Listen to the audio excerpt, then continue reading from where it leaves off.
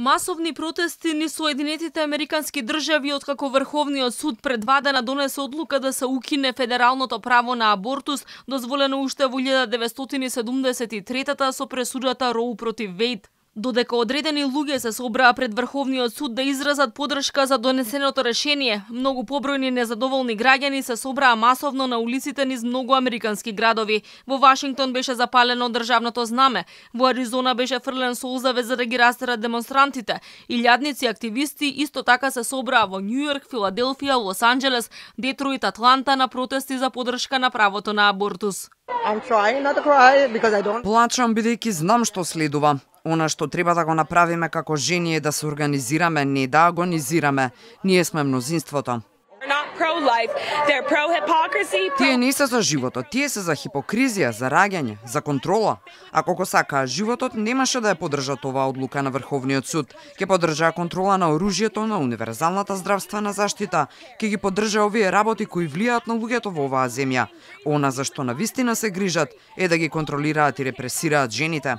Американската асоциација на психолози предупреди дека ако се укине правото на абортус, тоа ќе влијае на жените во вид на зголемена анксиозност, ниска самодоверба и незадоволство од животот, споредено со оние кои може да го остварат ова право. Одлуката особено ќе удри врз посиромашните граѓани кои биле жртви на силување и сексуална злоупотреба. Тие што се финансиски мокни ќе можат да одат во другите држави за да извршат абортус, но оние со понизок социјален статус ќе бидат заглавени.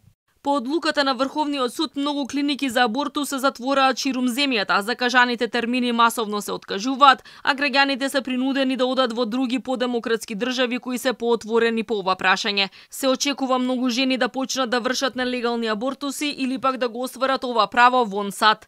9 држави експресно брзо донесоа закони за забрана на абортусот: Алабама, Арканзас, Кентаки, Луизијана, Мисури, Јужна Дакота, Јута, Висконсин и Оклахома. Сојузната држава Јута дозволува прекин на бременоста само во случај на силување, инцест и сериозна опасност по животот на трудницата. Арканзас не признава никакви исклучоци, додека Мисури дозволува абортус само при сериозен ризик по здравјето на жената. Уште 20 на други држави се подготвуваат на некаков начин да го ограничат правото на абортус на жените. Се смета дека дури 36 милиони жени ќе бидат загрозени поради оваа одлука. Претседателот Бајден ја опиша одлуката како назадување за 150 години, додека од друга страна Ватикан очекувано ја поздрави, наведувајќи дека одбраната на човечкиот живот не можела да се ограничи на индивидуалните права, бидејќи животот бил прашање од пошироко општествено значење.